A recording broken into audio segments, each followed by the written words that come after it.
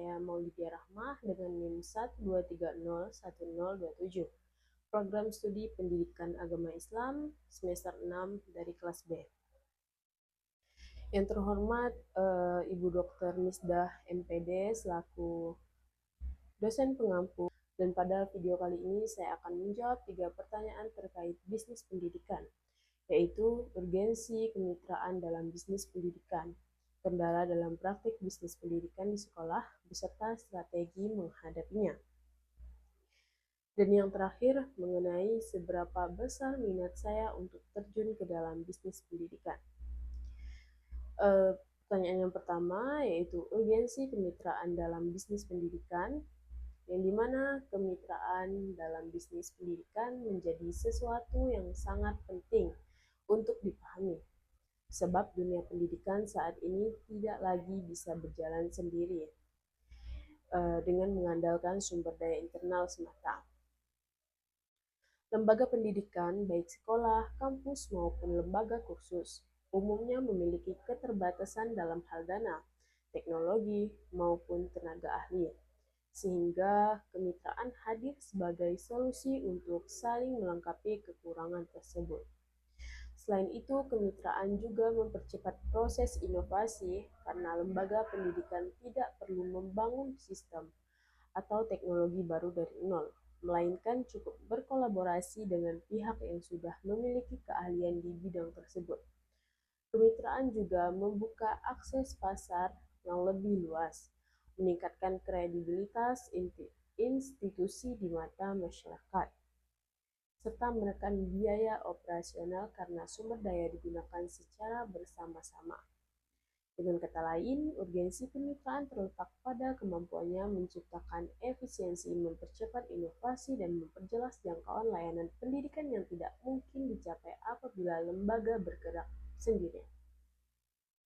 Sebagai contoh kemitraan yang efektif, kita dapat melihat kerja sama antara sekolah dengan platform edtech seperti Ruang Guru atau Google for Education, di mana sekolah memperoleh akses pembelajaran digital tanpa harus membangun sistemnya sendiri.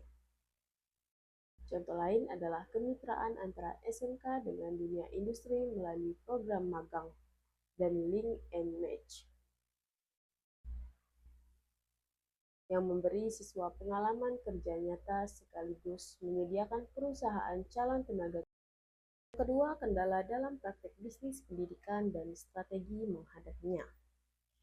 Dalam praktiknya, menjalankan bisnis pendidikan di sekolah bukanlah hal yang mudah, karena banyak kendala yang harus dihadapi.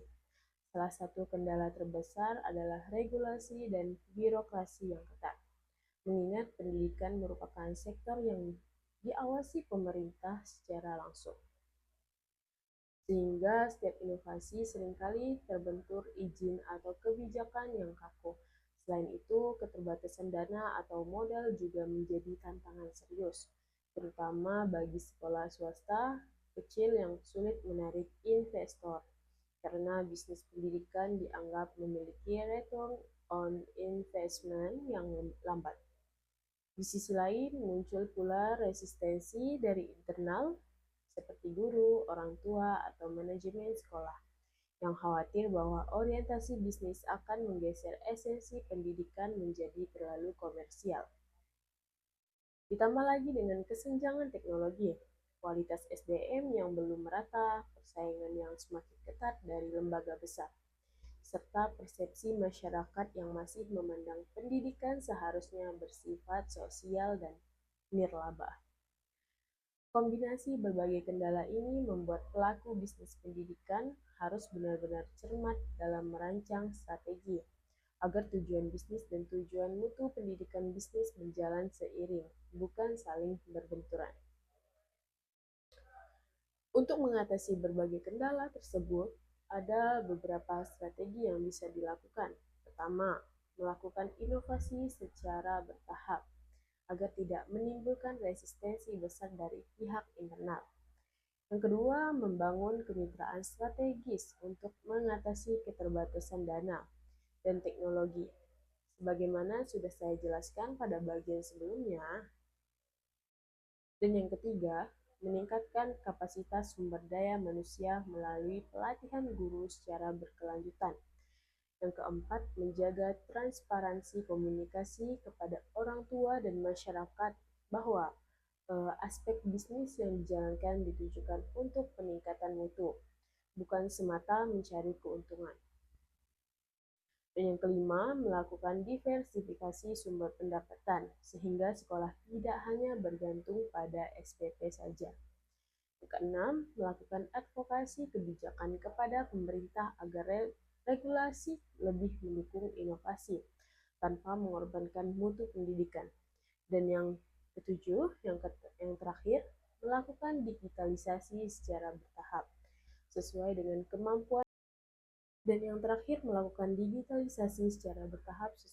kemampuan masing-masing sekolah. Dengan strategi semacam ini, sekolah dapat tetap menjalankan aspek bisnis secara sehat, tanpa mengorbankan nilai-nilai pendidikan dan menjadi fondasi utamanya.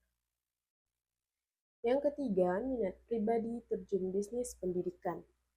Jika ditanya seberapa besar minat saya untuk terjun ke dalam bisnis pendidikan ini, saya akan menjawab bahwa minat tersebut cukup tinggi, karena bisnis pendidikan memiliki keunikan tersendiri dibandingkan sektor bisnis lain, yaitu kemampuannya menggabungkan antara idealisme sosial dan potensi keuntungan ekonomi secara bersamaan.